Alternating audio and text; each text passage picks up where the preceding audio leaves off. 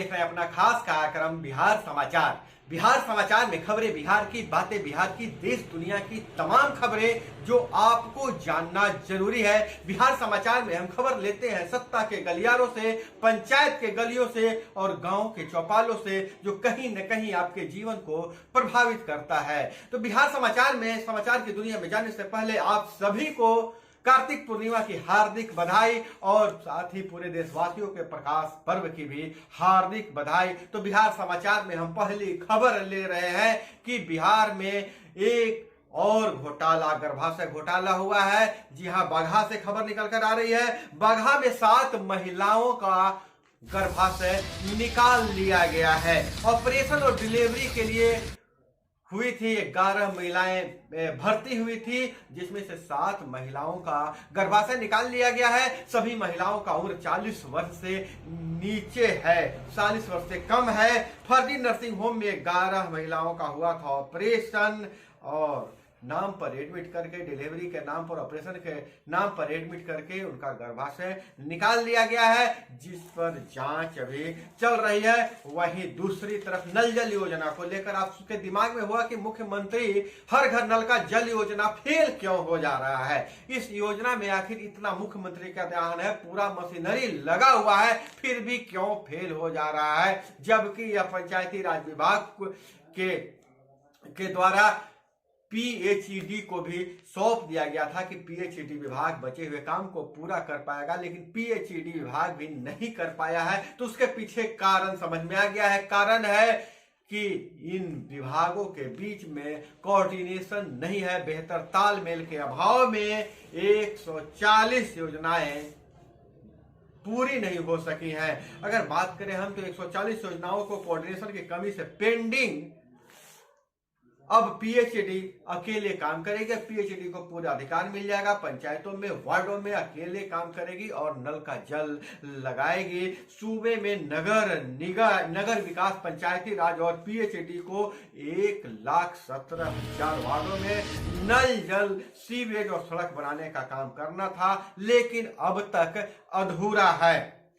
विभाग में तालमेल की कमी से 1100 करोड़ की योजना अब 1400 करोड़ में पूरा होगा। जहां वार्डों के लिए पैसे जमा कर गए थे, पंचायती राज विभाग के अंतर्गत विभिन्न वार्डों में के लिए नल जल पूरा करने के लिए 1100 मतलब 1100 करोड़ रुपए जारी किए गए थे, जितना में पूरा हो जाता, लेकिन अब 1400 करोड़ रुपए लगेंगे, यानी कि 1400 करोड़ रुपए खर्च करना पड़ेगा। 300 करोड़ रुपए ज्यादा खर्च पड़ेगा। बजट बढ़ गया है और 24 में से 40 परियोजनाओं में अब तक शुरू नहीं हो पाई है। तकनीकी मंजूरी में दिक्कत हो रहा है और आरटीओ और स्टॉल नहीं तो 62 निकायों का मॉनिटरिंग भी नहीं हो पा रही है। अब विश्वास यह किया जा रहा है कि पीएचडी विभाग अकेले काम करके सभी वार्डों में नल का जल पहुंचा दिया जाएगा। तो एक तरीके से हम यह भी कह सकते हैं कि अब वार्ड क्रियान्वयन सह प्रबंधन समिति से नल जल योजना का काम छीना जा चुका है। बहुत बड़ा झटका लगा है वार्ड सदस्यों को। अब पीएचईडी विभाग वार्डों में नल जल का काम कराएगी,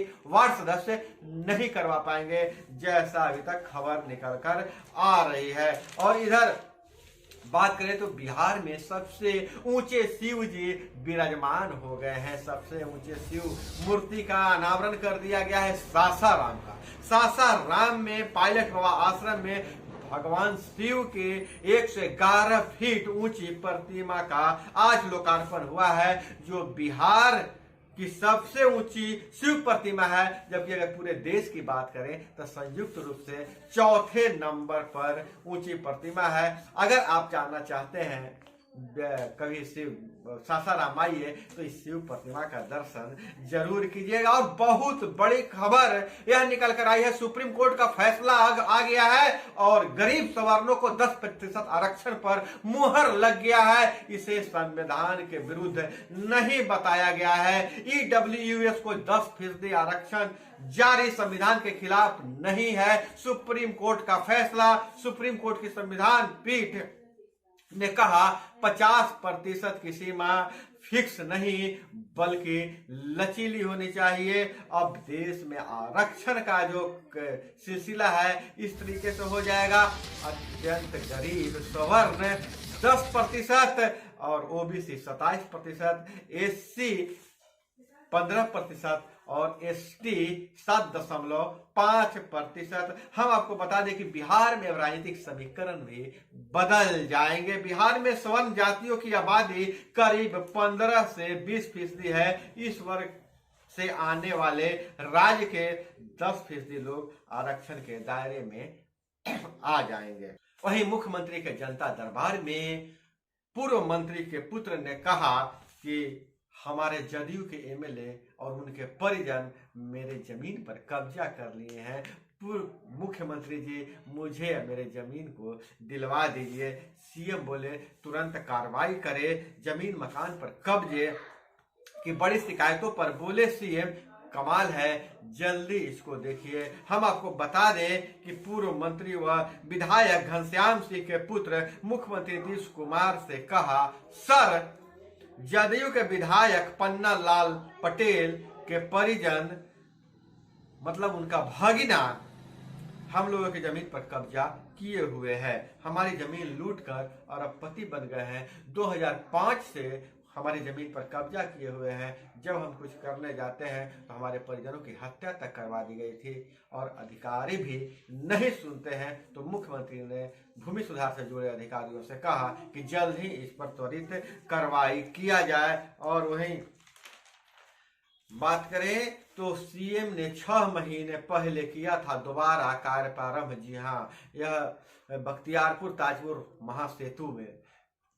काम फिर भी ठप हो गया। 2011 में शुरू हुआ था निर्माण कार्य, बीते 3.5 साल से काम ठप है। निर्माण शुरू होने में और होगी देरी। नई व्यवस्था के तहत नई व्यवस्था के लिए पहले से ली जाएगी कैबिनेट की मंजूरी।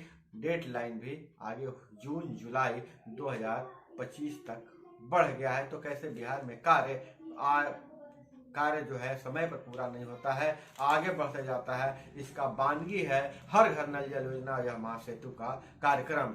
और जनता दरबार में एक और शिकायत आया था कि मेरी बेटी को मार डाला। एडीजी से बोले सीएम जल्दी कार्रवाई करे। 75 लोगों की शिकायतें और समस्याएं मुख्यमंत्री ने सुना है। और इधर बहुत बड़ी खबर यह निकल कर आ रही है कि बिहार में जनप्रतिनिधियों, पंचायती राज के जनप्रतिनिधियों की सुरक्षा की जिम्मेवारी कौन लेगा।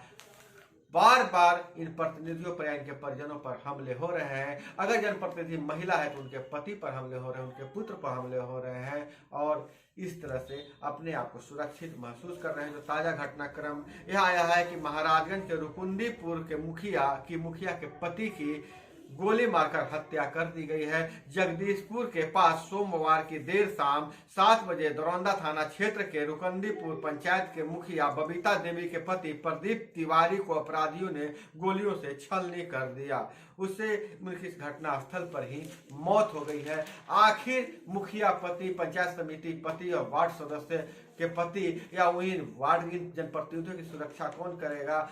बार बार यह पंचायती राज विभाग द्वारा कहा जाए कभी लाइसेंस दिया जाएगा, हथियार दिया जाएगा, तो कभी सुरक्षा कर्मी दिया जाएगा, लेकिन दिया कुछ नहीं जा रहा है और मारे जा रहे हैं हमारे पंचायती राज के जनप्रतिनिधि। वहीं बेतिया से खबर निकल कर आ रही है, शराब तस्करों और पुलिस के बीच मुठभेड़, 2 घंटे गोलीबारी में एक तस्कर ढेर। और वहीं शराब की चेन तोड़ने के लिए उत्पादक और सप्लायरों पर होगी बड़ी कार्रवाई। और वहीं पटना विश्वविद्यालय में छात्र संघ का चुनाव है और नामांकन के पहले दिन पूरे दिन इंतजार करते रहे अधिकारी, एक भी नॉमिनेशन नहीं आया। वहीं गुरु नानक देव महाराज के प्रकाश पर्व पर निकला नगर कीर्तन, राज सजा कीर्तन दरबार। और वहीं पटना गया समेत कई जगहों पर यह कीर्तन निकाला गया है। और इधर शिक्षा विभाग से एक बड़ी खबर निकल कर आ रही है कि 75% अटेंडेंस का रिकॉर्ड नहीं देने पर 1.5 करोड़ स्टूडेंट